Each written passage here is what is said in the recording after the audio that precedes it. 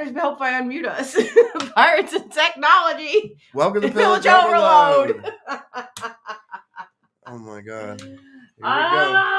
Hi, Bobo. AM. We'll figure this out sooner or later. Probably later. Probably later. All right. So last week, obviously, we have this gorgeous hello, Glenster. Arrgh. Leonard. Yes, we're still sick, Glenn. No, yeah, now it's a we instead of a he. So last week when we started this, it probably sound a lot better. Hopefully I'm not too loud. But I didn't have the right mic on, so we were a little bit more farther away. But here we should are. Sound better this week. Yeah, to the best of our ability of sounding good this week. Whatever better means. Whatever better means. At this point. So, but tonight is season 10, episode 12, season finale, end of the season, and it is the end of season X. End of season X. Where we hit 112 episodes this season. This was 112. Mm-hmm. So we are on 112. We're on track to keep going. Well, I would hope so, because we keep going. And we keep going and going and going. Hopefully I can keep my energy level up for the next hour. We'll keep it up. We'll see. So last week we didn't draw a drink for the hashtag Drink Bar Rum. We actually asked you guys to give us what your favorite drinks were. And then we did a last minute draw, and it was Dark and Stormy. Which is what you see in front of you. Which was Stephanie's drink, Steffi, and I don't think she's on right now. We got like 5 viewers. We picked 3 it people because said hi. It was the one drink that we could handle. Yeah, and everybody who suggested everybody suggested the whiskey, and then I said yes, I would try a whiskey. I lied. I'm not trying the whiskey. I'm not trying. Tonight. It's the Crown Royal. I'm not trying Crown Royal. Oh yeah, the P8. It's down there. We've dropped it last week and never picked it up. Yeah. So we made one because it's a lot, and it's interesting because I didn't realize the ginger beer is very dark, and the rum's dark, but it's floating and it's supposed to be like a cloudy sky. I'm not a big fan of ginger beer, so I didn't want to hold. No. And he's not. Huh? Ahoy, the plague! We are the plague. So, down the hatch. Bottoms up. Yeah. Hashtag drink more rum. You first. How did I get... Ladies first.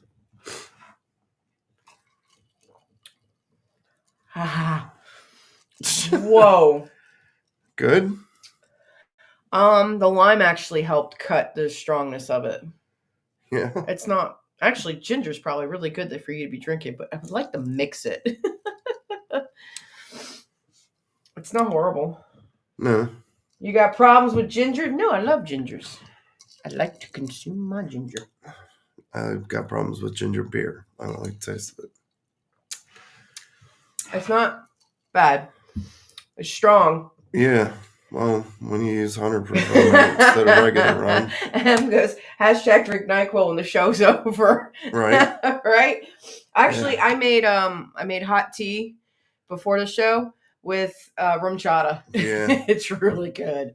I already drank mine. Coconut rum chata, so it was a decent thing. Because, we can't just have tea. No. It's got to have rum in it somehow. Well, it is hashtag drink my rum. It is the season finale, and we couldn't say no to the last episode of the season. And we do drink tons of rum, so, yeah. It just works. It's appropriate. It fits. I'm having some more. I actually do like it. It's not that bad. I thought it was going to be really bitter. I was really concerned it was going to be bitter and like ass puckering. I was really concerned that since you floated the rum on it, that we were going to be like gagging on rum. I think the lime cut a lot, and as you sip it, you're getting some of the ginger beer in the bottom. So actually pretty good. Stephanie, thank you. Good suggestion. I was a little worried. Stuff. I was very, very worried. We do have a special announcement at the end of the show. Yes, I said it. End of the show. Yep, so it's you not earth-shattering. Have to stick around. It's not earth-shattering, but if you're curious about Parlay and Pillage Overload, stick around. And you want something to be a part of. Yeah. That could be cool and fun. Oh, it's always fun. It's always fun with Bowers It'll and be Lashing. fun. It will be fun. I've been looking for it. I've been dying to do this. She'll make it fun. I don't know what. I'll try. Take that. So we wanted to do said special announcement, I think last season or last summer, and it didn't work out, and we had to cancel. And it was when we were in the Smoke and Bacon, but I want to do it. I want to do it. So if you stick around, you'll get to see. Sticking around like an octopus on your face. Yes. That's what friends are for. But it's not going to suck. You're funny. Right? I got that. So see, my jokes don't suck. Yes, they do. I just pretend to laugh. You missed another suck reference. Yeah. So anyway. Anywho, bad jokes of the day. Dad jokes. This past week we were up in Jersey for the Sunday. I had to go up for some memorial services. I lost a family member, so we went up there to support my other family and had services. So with the bad came silver lining. I got to see my cousins, my younger uncle. I got to see my older uncle, Glenster Hiss. I got to see him. Super fun. Under the circumstances, it was really awesome seeing my whole family. And then all my cousins, as well as myself, stayed at an Airbnb. So that was out of control. I was just say I had I cut loose Tuesday night. I needed it. So it was definitely a good couple days under the circumstances. Definitely talking about getting up there again soon so I can see my family again under better circumstances. But the drive home from Jersey back to here, oh my God, was weird, to say the least. I should have you know what? I should have put the picture on here of the burning car. Flaming car. The flaming car. You could probably send it in there, couldn't you? I could try real quick. Yeah. So yeah, we passed cars on fire. Almost got killed by crazy drivers. You know, the usual. Yeah. On par. Going through DC. Gotta love it. Good times. DC and Maryland and Baltimore. Oh yeah, and we got to see a Cybertruck being hauled on the back of a. Yeah, I'm pulling that picture too. It was a black one too, which actually looks pretty cool because I'm not a big fan of the stainless steel color. I'm sending it to you so I can pull it up. Oh shit, that's right. I forgot I can't do that. Why? You come through. No, I can't do that because I don't have my phone on here. But hold on. Keep talking. Oh, so yeah, it was Cybertruck. Cars on fire. Cars on fire. Cars burning a lot. It was the Cybertruck. We were watching a video of a Cybertruck recently, and it wasn't very interesting. Yeah. Yeah, I watched a YouTube video, a review on it, and I like it. I mean, it's cool and all, but it's more or less just a truck version of their cars, I think. Well, the guy was talking about how it was just really bad quality. Yeah. We were talking about that. And, you know, I mean, I'm not defending Tesla because I don't care, but... Because they need that defended. Yeah. They don't need me to defend them, but the cars started out pretty crappy too, so... You would think, though, that they have all that worked out by now, but, you know, it is what it is. It's a new plant, so who knows?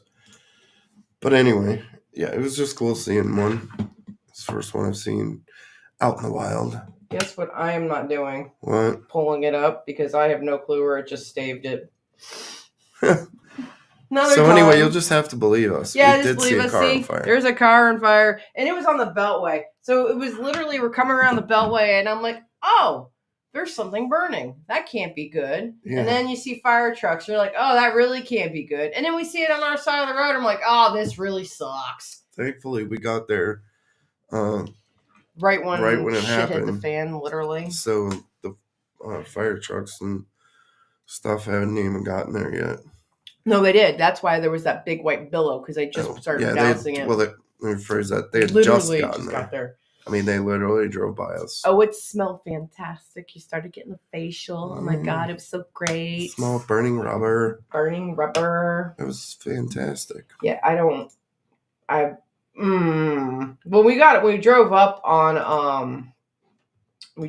on Sunday. Which was easy because it was Sunday. Yes. And it was the drive back part that was not easy. The other thing is we did get to see the container ship that hit the bridge, that was the other thing. Bridge. Ahoy, Susan! Welcome, lady! I'm trying to figure out. So we were taking, what, 895 through Baltimore? Yeah, we took 895 up north and then 95 down south.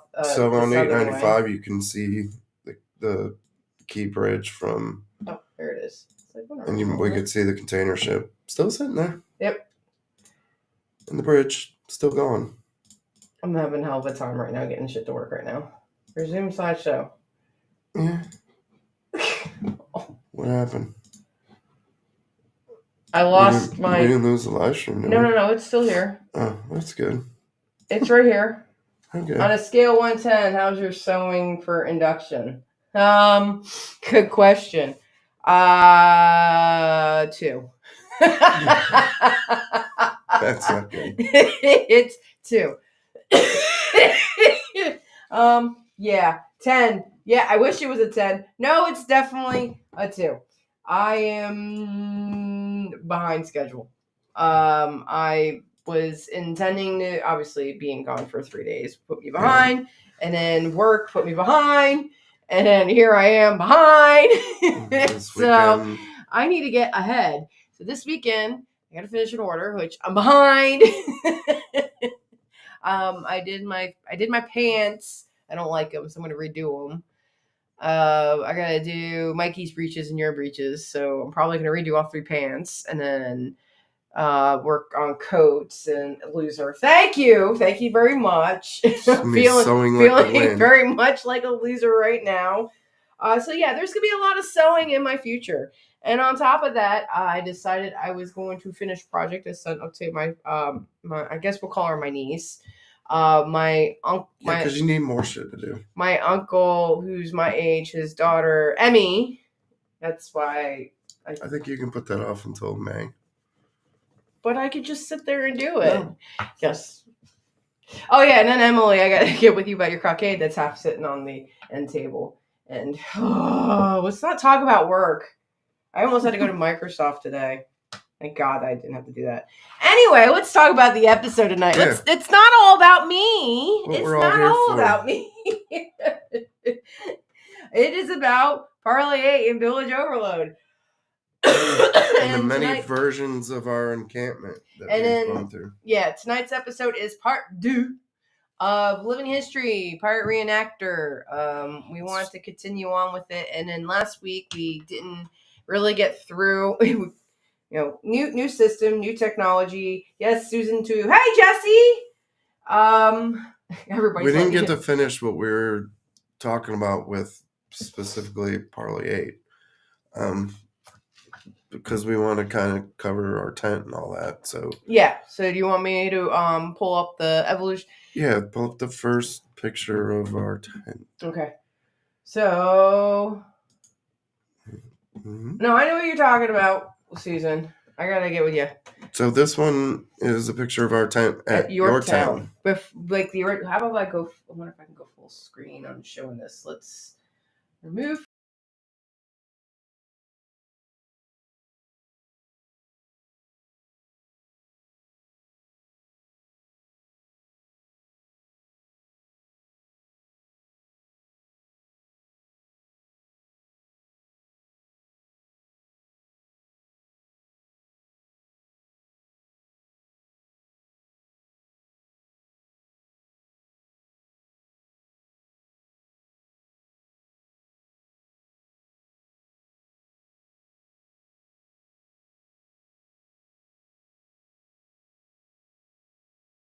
the wind just funnels right into Thanks, the Robert. tent. He said he lost audio. So spotlight. There we go. All right, I got it.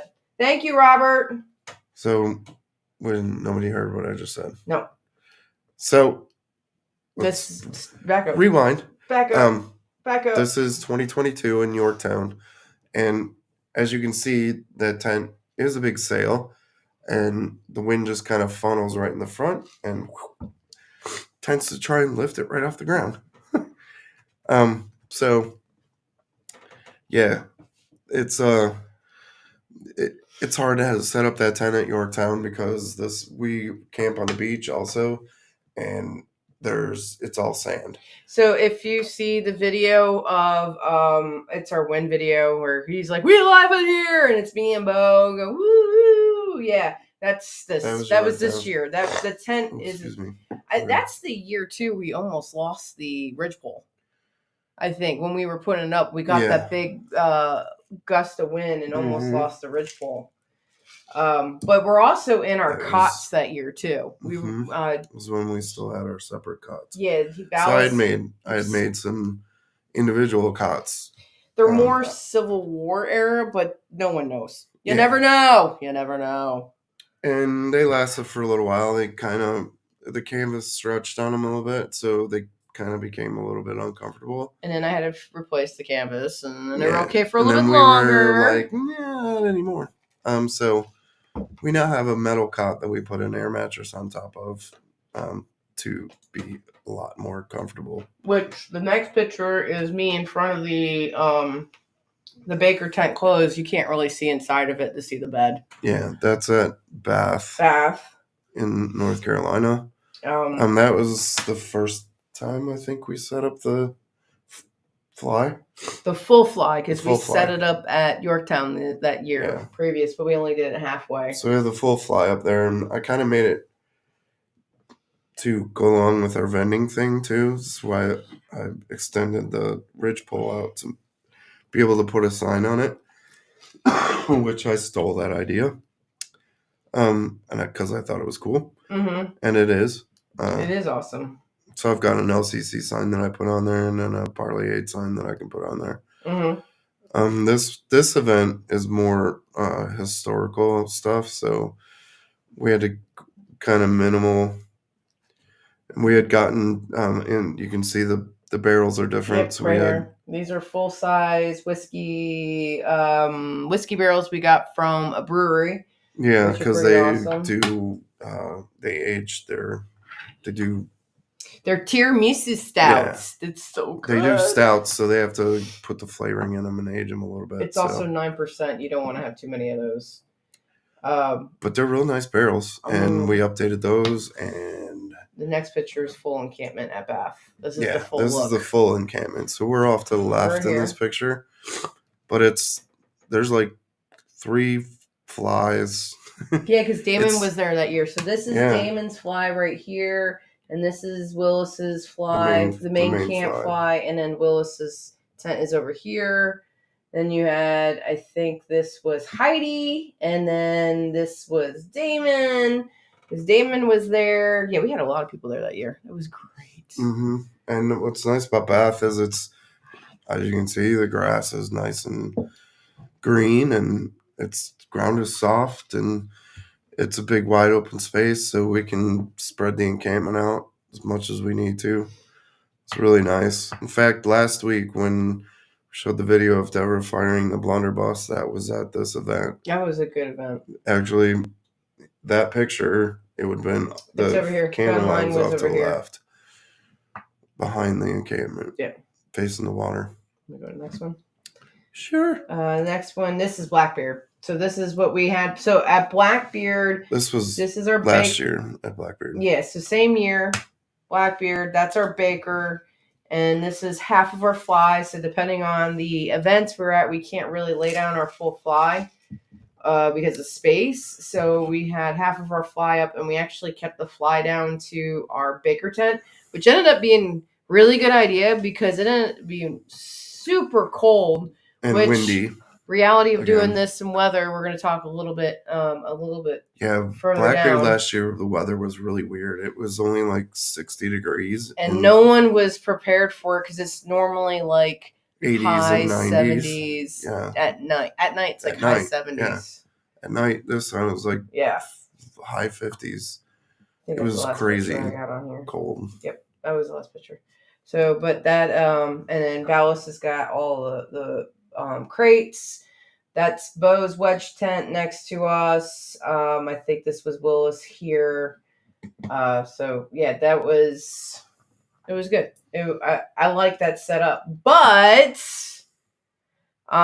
we went from those double cots. We're back to us. Mm-hmm. We went from those double cots to an air mattress because we getting old. Yeah, we are getting old. Need something a little bit more comfortable to sleep on. We just throw a piece of painter's cloth over it because you can't. You never know. You never know. They're never gonna know. You just hide it, like you do. And there's an art to that too, because we keep not a lot, but some stuff in the encampment that is modern. So we find creative ways to hide things. Cooler. You did a really good job with the cooler. In fact, like one of those crates in that picture was actually our cooler. Mm-hmm. Actually, and you probably never know it because you can't. Can you blow it up?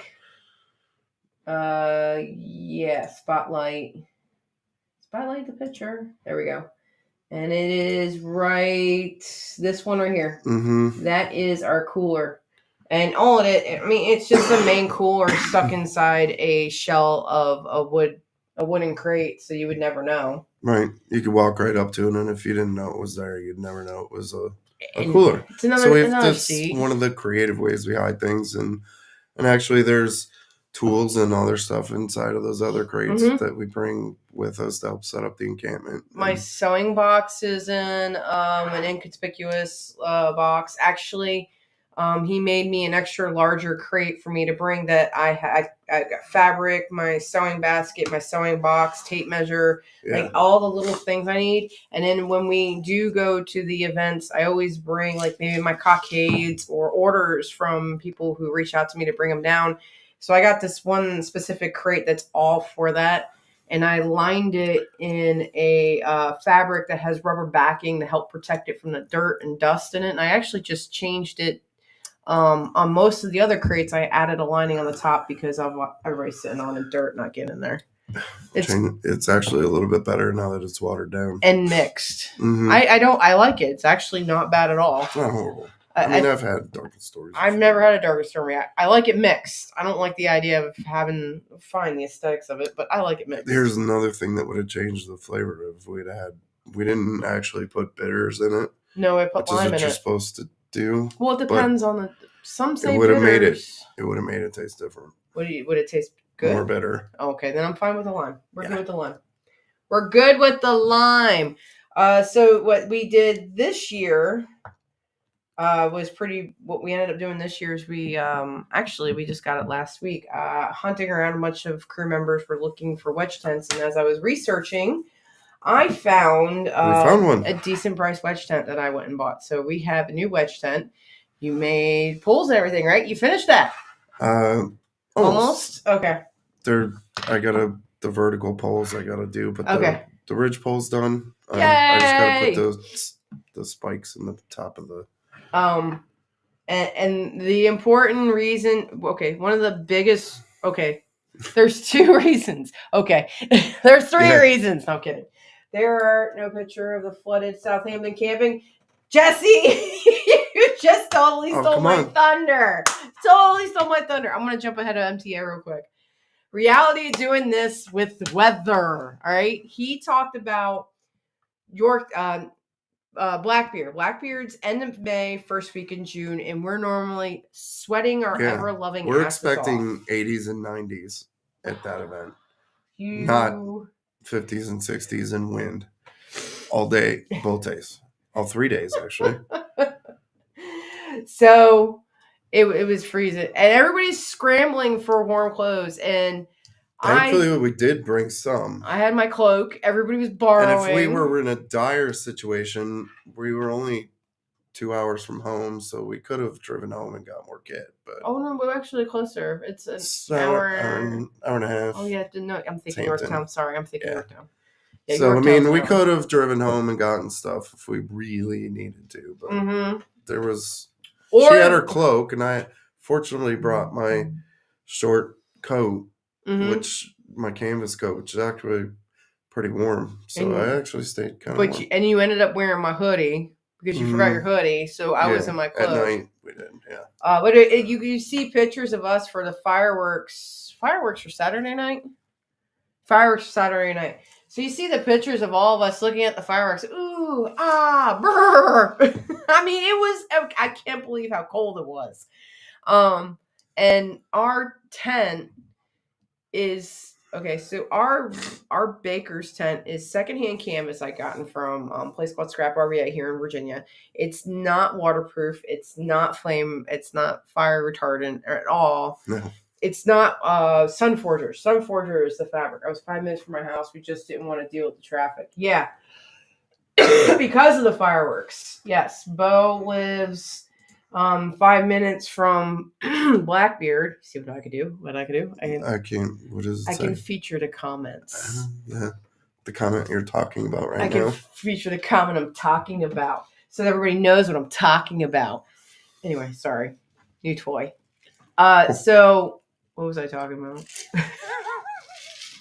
Oh, Swiss cheese, our tent. So I think we talked about it last week that the side of the tent is actually drop cloth because we didn't have enough canvas when I was making it, and then the top, where the curtain comes across, there is a gap that we're trying to figure out a better way to kind of close it up. Yeah, so you know what a better way of closing it up is? Get a wedge tent. Yes. Which is what we did. And you know a better way to stay dry? Get a wedge tent.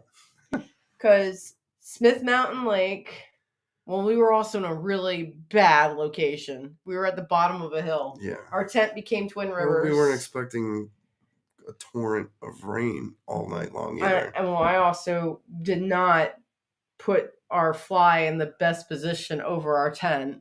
Like an idiot. Yeah, we didn't cover the back of the tent. No, so the water came off the fly to the back of the tent, and because the baker's tent is not waterproof, you go in the tent and you see it's trickle coming in, and it starts going. It starts coming in over our mattress. So I'm running in there and I'm moving stuff around because if there's one thing I have serious problems with, it's sleeping in wet bedding, like rain coming in. When we do this, we sweat all day. Sometimes we're wet from rain and all that, but going to sleep in someplace comfortable and dry. At the least, it would be nice to have that. So I started getting some severe anxiety when we were dealing with that. Our crew is awesome. Everybody stepped in and helped out. We managed to get it into a spot that it was okay. Yeah. I mean, I was at the point where I was telling him, I was like, let's get the air mattress and throw it in the bed of the truck when we had the other truck, the cab. We had a bed cover cab on the truck. Like, let's sleep in the bed of the truck. I'm done. I was so. We literally had a river of water running underneath. Two rivers of water running underneath the cot.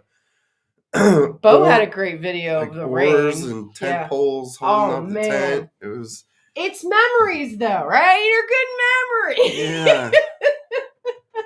Never forget it. And then Jesse. I'll never forget it. What Jesse's talking about with Southampton Harvest Fair. Same year. This is all last year. And there was two separate events. Within a month of each other, too. July, August, September. Well, a little. A month and a half? Yeah. It was within like a month and a half of each other. So. We got drowned there, too. So Friday, we almost worse had than Smith Mountain Lake. I was going to say Friday was almost like a mini tornado came there. And actually, Bo, we couldn't see you. We couldn't see when you opened the tent. She's talking about the rain coming down that she couldn't see. When we opened the tent at Smith Mountain Lake, sorry, let me go back. At Smith Mountain Lake, when you opened up the tent and you looked out, there was a boardwalk, not like 4 feet, and not even that, like 2 feet in front of our tents. and then the beach, and then the water.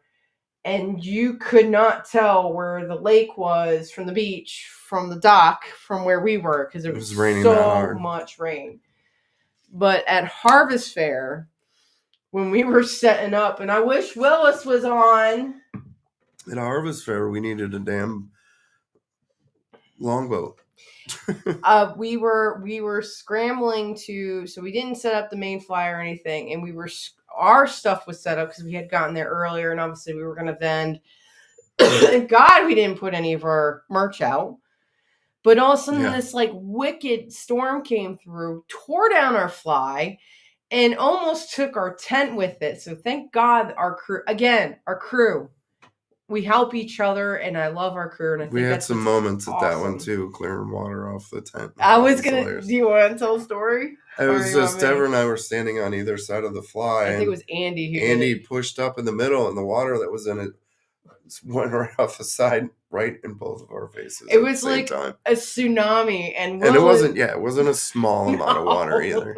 And Willis is behind me, and like I'm in sneakers, I'm in all my stuff, and I'm just like, yeah. And I look at Willis, and Willis looks at me, and I just busted out laughing because at that point, it's like it's so hysterical the situation you're in, and that was Friday. Yeah, and this was how it started. That's how it started. And Saturday, we hadn't even. We just set up on Friday. The event hasn't even started. Yeah. The event's not till Saturday, so we're just setting up at this point. And we got broken poles already, and thankfully we were able to make everything work. We got it set back up. Yep. I did some bandaging and. Strategic rope tying. We bought rebar this year for the fly, so that will never ever happen. Yeah. Well, I can't say that. It won't happen again. I just bought 2-foot steel stakes that weigh like 5 pounds a piece. Yeah. So we ain't going nowhere at Yorktown. Two per pole, and that's the other reason why we bought those is because Yorktown's complete sand. But Saturday, we were literally about to do the firing line at 1:00. Cannons about to go. And then it started pouring. So we're all running, trying to get all the black powder and the cannons off the line and covered. At Harvest Fair. At Harvest Fair. Yeah, at Harvest Fair. And then we were like, should we go out? Do that? So we started moving everything out there, and then we get everything set up, and we're like, yeah, here comes the rain. Moving on. Like literally as soon as we got it set up and we were putting up the line to keep people from coming over, and it opened up, whoosh. Yep, tore down the line. Yeah. We had to move all the cannons back, cover them all up, the tarp. Yep. And all of our stuff, again, amazing people that we were around helping. We had all our merch set up, and we had Jesse, his wife, Lindsay was there, crew members, everybody grabbed all their stuff, and Tess had a spot for us inside for us to set back up.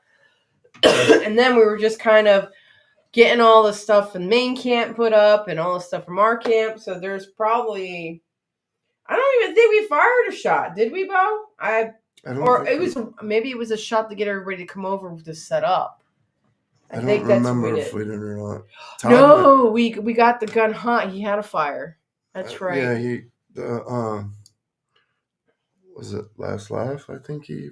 Yeah, it was last lap. It was definitely not Stumpy because me and you were gonna run Stumpy. Mm-hmm. But yeah, it was insane. And then I go in to check inside the tent, and Bo was it was hot when it started raining. Bo's like, your tent's flooding. Bo is standing underneath the fly, and then I see her disappearing in our tent and coming out. So I go out there, and I'm like, "What's wrong?" And she's like freaking out. She's like, "Your tent's flooding."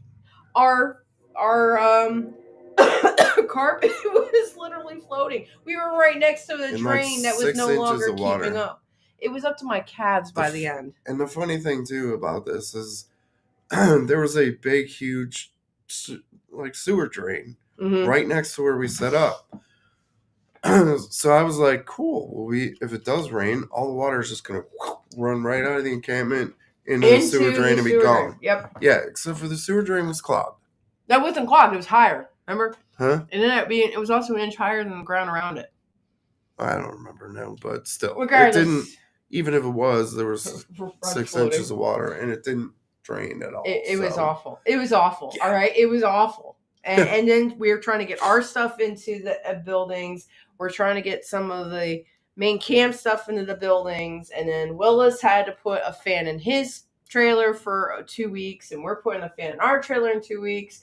And then we're supposed to go to Beaufort. Guess what's coming to Beaufort? A hurricane. Yeah. We didn't even go to that event. Oh, as a crew, those of us were at Harvest. We were like, I can't do it. This was all last year, by the way. This all happened last year. Mm-hmm. Every bit of it. Oh, it rained at Yorktown too. Yeah, it did. That's how we knew the fly was waterproof. Is there an event? What event? It didn't rain. It did not rain at Blackbeard. It was just cold. Fire ants floating also. Oh yeah, floating fire ants. We got attacked by fire ants at home. And then like both said, we got sick. All of us got sick from being wet and then going in the AC. And it's just, that's the reality of doing this though. So somebody was asking me, were we performers and like at a run fair circuit? We're not technically, obviously you guys all know who've been watching this. We're not performers. We do the historical interpretation, and all of this is most of the time, the compensation that we might get for these events is not true compensation for what you pay and what you do and what you suffer. And like, not even close. Like Beaufort, we made the decision to not go because we were just tired of being wet. Hi, Tess. Speaking of Tess and Harvest Fair, Beaufort, we decided not to go, and the winds and the damages they had between Friday and Saturday were pretty dilapidating. People lost tents. Mountain Forge, if he wasn't attached to a trailer, I mean, it was really bad. The main tent that all the stuff happens under at Beaufort, like the review and the food and the ball that they have, was destroyed. So they literally squeezed it down to, love you too, squeezed it down to an Sunday afternoon, maybe mid-morning to do it. And that's all they did. But the damage to a lot of people's stuff there, because Gallant's... Harvest Fair? No, you're talking about Beaufort. Oh, yeah. Because they're also at Gallant Point where they really had no place to go, which is also another reason why we said... open field. Yeah, which is another reason why we said we were concerned about going. There had to be thousands of dollars worth of damage. It sucks because it just sucks. The amount of money you put into this and that happened, and insurance isn't going to cover. I mean, I don't think you can't really get insurance. We have insurance for black powder, but I don't think insurance will it doesn't cover damage to tents. Plus, we would have set up during the middle of the storm. Yeah, because the storm was starting to kick in. I think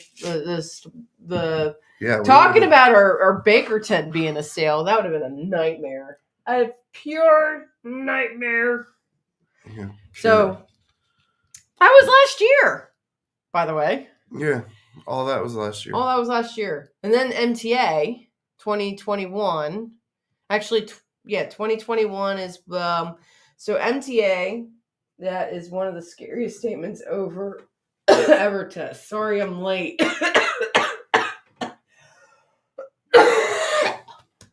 Okay, Mike. I'm sorry I'm late. So talking more, the point of this episode is talking more of the reality of the life of a historical reenactor, not just us. Not just us. Parlay. No.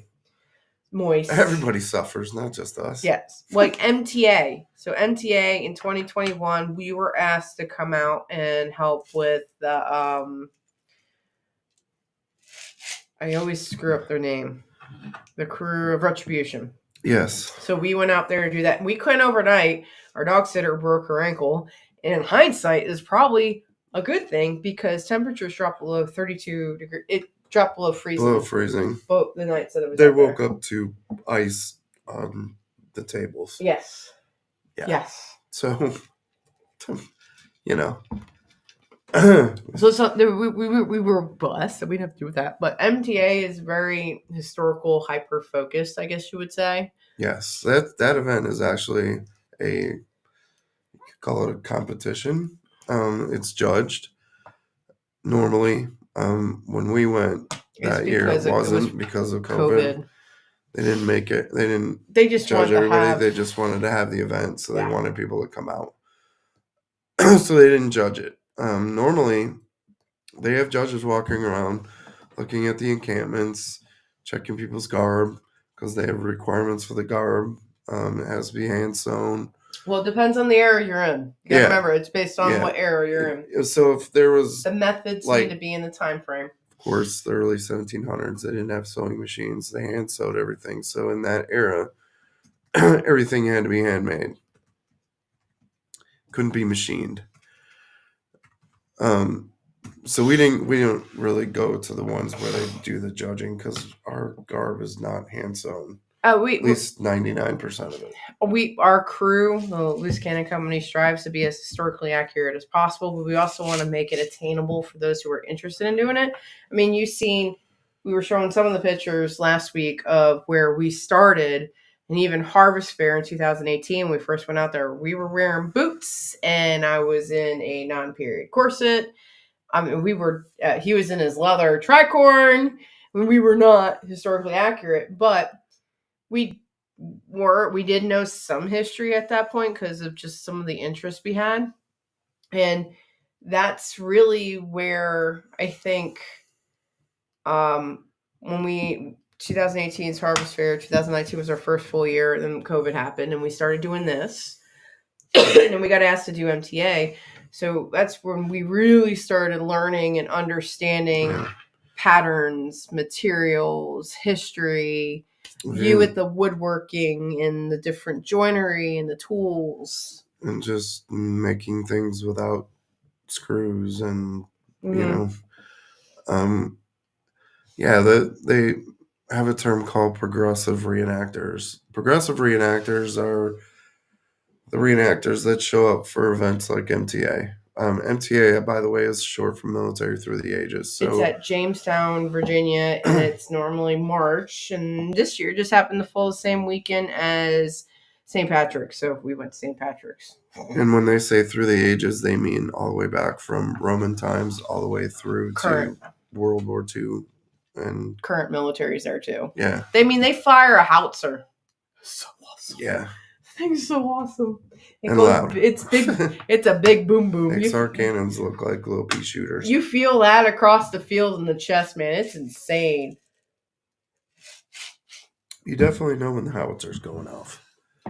So those are what you would call progressive reenactors. LCC is more, we do more living history.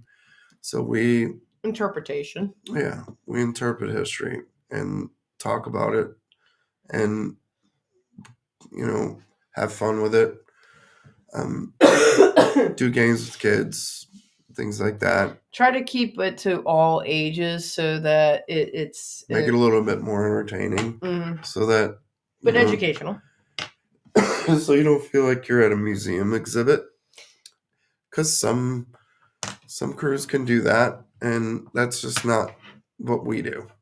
We try and make it fun. And I think that's what's supposed to be fun. And I think that's a lot what's nice with the different crews when you look at it. Everybody brings a different thing to the table, and that's just what our crew brings. And within our crew... Not that there's anything wrong with doing the museum-style setups where you have a table and you do demonstrations. Yes. We can do that.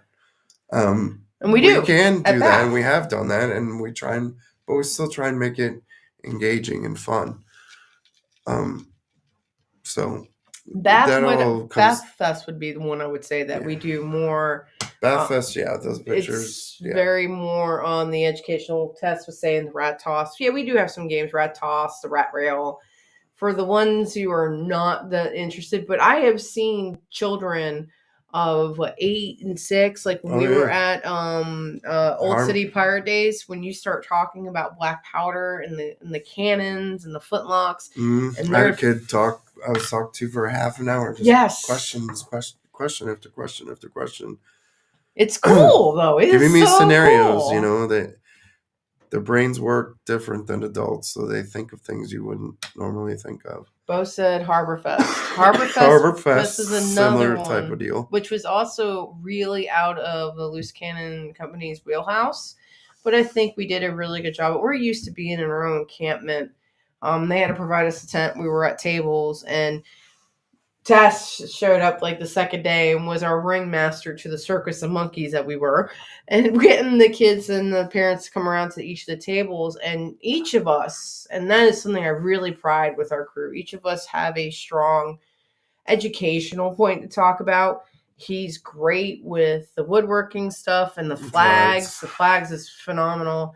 Mo is really great with the furs. Tess has got the lures and the medicines of back in the time frame. Heidi's another one who does the same thing with medicines. Just get the apothecary. The apothecary. That's the word I was looking for. Thank you.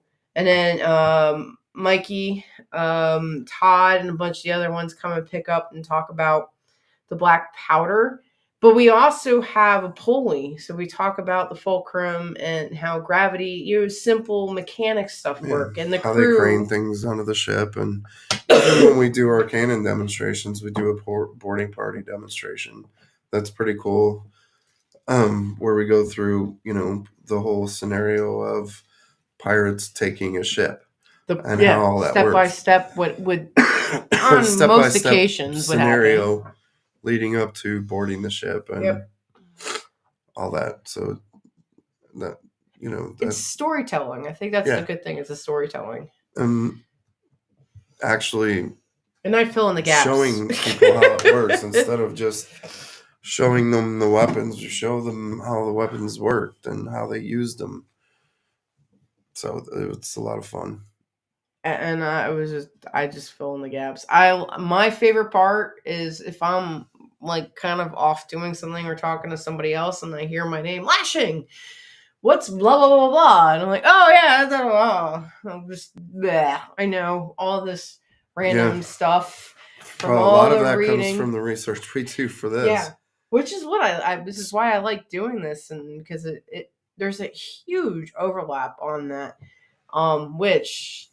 Well, when we close up the show, we'll talk about what that overlap's going to be more when we move. But the progressive reenactor thing I thought was really interesting when you were bringing that up to me. Putting victims in the stocks. Yes, the pillory. Yes. That is always in the sun. And it's not just the people in the pillory suffer. It's us that have to put them into the pillory. Good opportunity for pictures. Good. Then, the other, you start getting into more of the fine details of things. When you're on shore, work cap versus tricorn. These, not our really typical worn. We wear them. The style is kind of more historically accurate. The cockades really aren't. These are probably later 17th century, the style of them. They used to be more like squished ribbing, and I got Bonnie hair all over my head, I'm noticing. I'm covered. But most of the sailors would wear a work cap, it looks like. Which we should have. I didn't know we were talking about. We should have. I had it written down, I didn't even think about it. But, it's kind of like the night before Christmas, Mom in her kerchief and I in my cap. Yeah. That kind of cap. Think about like Christmas Carol. Yeah. Cap that he was wearing. That's kind of what a work cap looks like. We wore at Blackbeard because those are all way warmer than these things. But that's typically what they wear. Or Mammoth. Monmouth cap. Monmouth, thank you. Yes. Just basically looks like it's their wool winter hats, basically. It's a beanie. They're modern day beanies, if you think about it. Modern day beanies look the same, except for these were made out of sheep's wool. Which we have modern day mammoths, which are beanies, on Parlay.com with our Jolly Roger logo on them. They're drop shipped, so support Parlay. Shop at www.parlay.com. Dog fur equals Furfetti. What? M says dog fur equals Furfetti. Furfetti? Because I was talking about all the going on. fur all over my hat. Yeah. And it's in my line of sight now. And it's Bonnie Fur, who, by the way, her birthday was yesterday. Our girl turned 6. Mrs. Ann Bonnie. Seeing if she's coming right now. No. And the other, if you start talking more about the other technical piece of it, it's boots versus buckle shoes. And we make lots of jokes about it.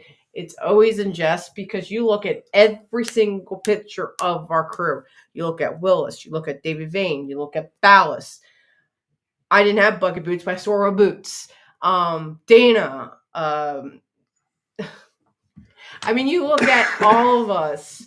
I think you could find a picture of all of us in some sort of boots when we first started getting into this before we went to the historical reenactment bucket shoes. Well, once everybody started getting serious about it, the boots went away because Hollywood. Well, and you, as a pirate and a sailor, you wouldn't wear boots on the ship because you went in the water, those things would sink. I mean, it sucks enough you can't swim. You wouldn't want to wear those too. Yeah. Most of the time, when the boots were officers or people who, or when you were horse riders, horseback, which sailors a little thin on horseback. Yeah, maybe a lot of thin on horseback. Yeah. So, so there was something else I wanted to talk about real quick. Oh, speaking of horseback in shows, Renegade Nell, Renegade Nelly, Renegade Nell. Renegade Nell. I think it's just Renegade Nell, right? Yeah. It's a Disney Plus, so he put it on last night. He's like, what is this? And I'm like, this is ridiculous. Don't play this. Don't play this. This is so stupid. Don't play this. And he's like, well, I'm intrigued. I'm going to play it. Play. 2 episodes later, I'm like, okay, I'm interested. Yeah. It is 1705 time period. The clothing is actually kind of good. It's pretty 18th century, but they got a little bit of the theatrical Pirates of the Caribbean look with some of the vests. It was still cool. Like the clothing, the colors, they're English and Irish actors though. So a couple of them speaking, it was like, I think I got what you said. I think it was a little hard, especially when you're tired. You'll just have to watch it. It is a really cool show. There's an interesting twist on the main character, and I'm not going to tell you. You got to watch the show. But that's what drew him into watching it.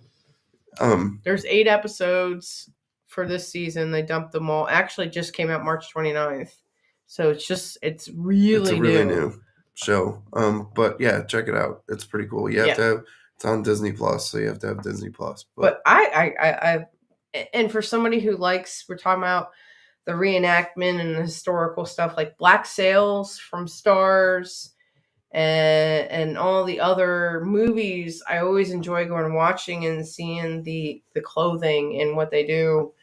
I like doing the historical stuff, but I also like making the non-historical stuff. Like the outfit I'm making for OOL, my induction is gonna be it's a mix of the historical accuracy, but also something of what I want because it's what I want to do. You know, the colors and the look, and I want to have fun with it, and also be comfortable.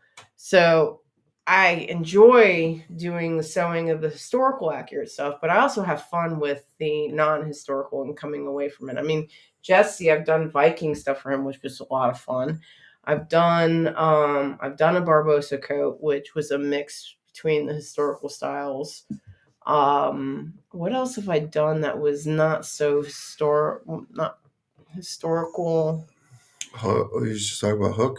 I've done the Hook vest. I've done some more Renaissance style vests, sleeveless waistcoats. My point being is I've enjoyed it's artistic creativity. Yeah. Same thing with the flags you've done. There's things that are not so much pirate Jolly Rogers, but have been still fun and colorful to paint. Yeah, people come with. Tess, your outfit is historically accurate.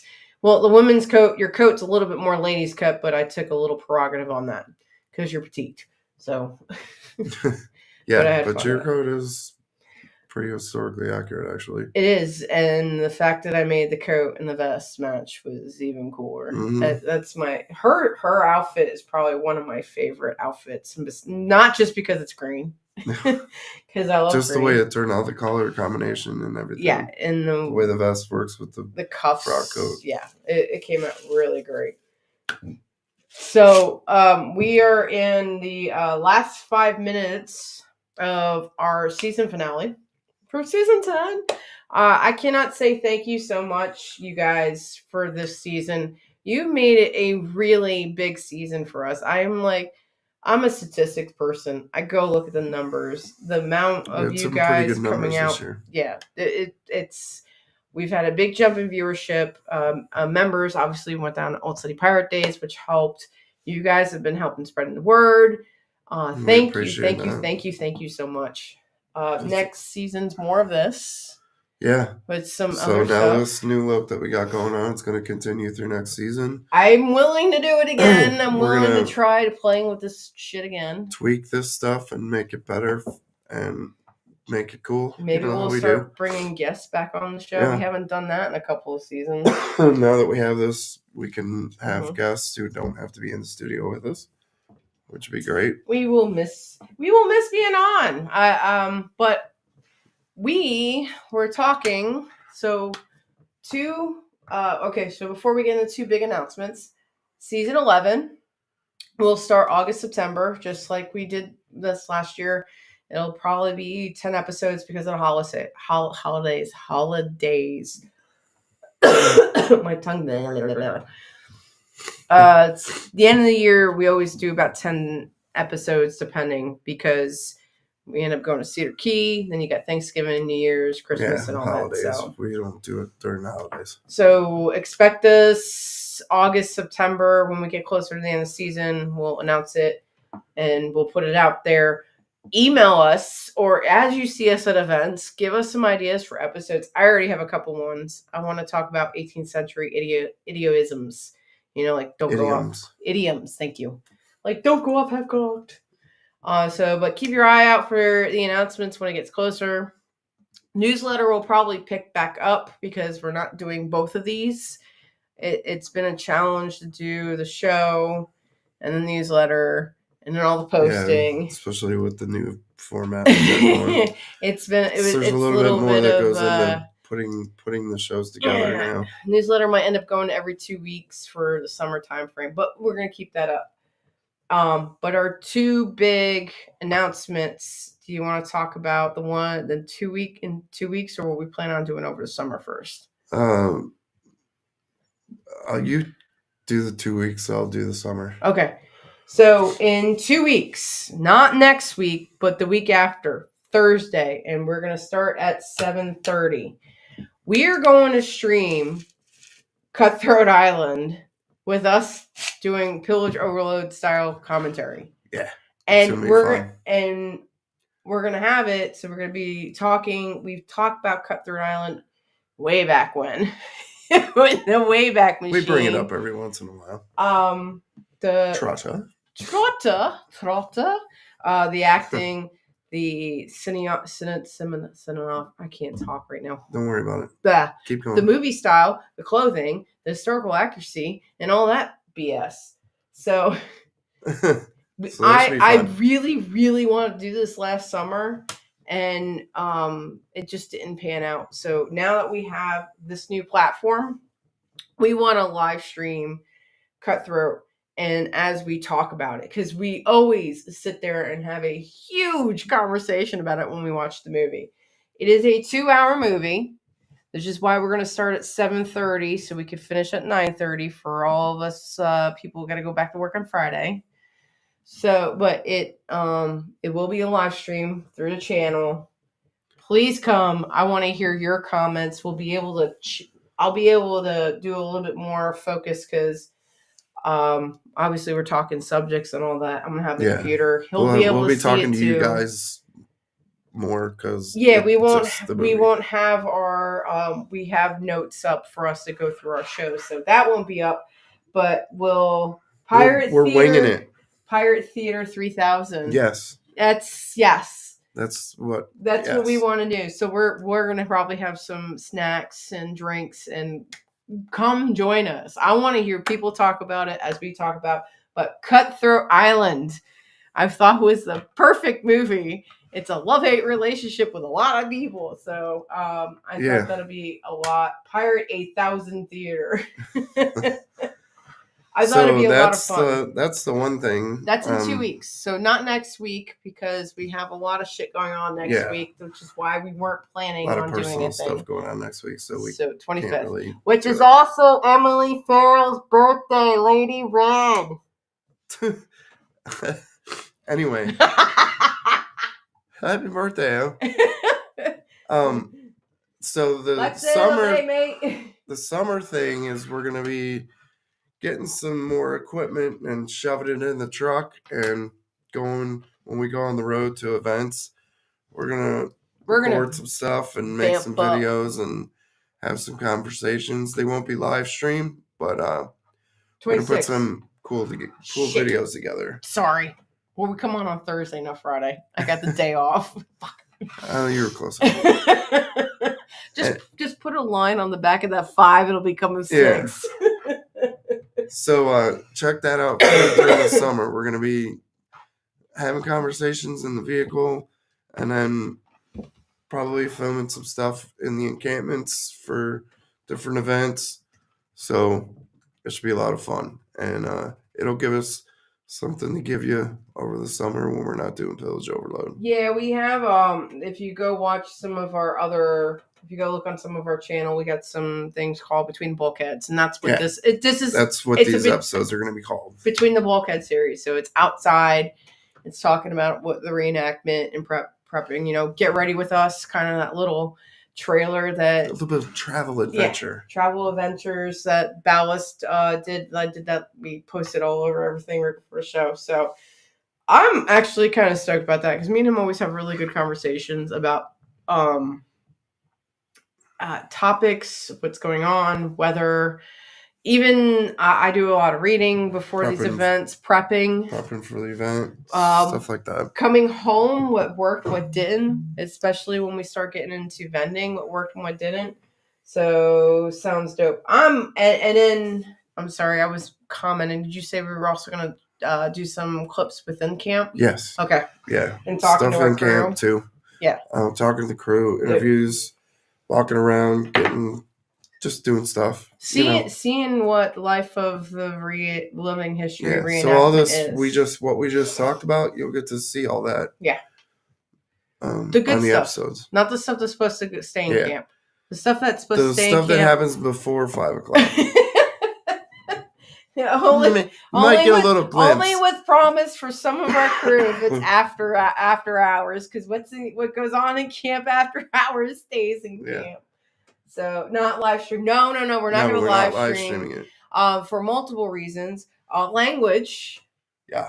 We got a little bit of that going on, and also signal normally sucks. So, and I like to do something. Most of the places we go, there's usually horrible signals. So look at the Smith Mountain Lake video. Tell me how that's. We aren't going to be able to live stream these, so we're just going to record video and do voiceovers and all kinds of cool stuff for them.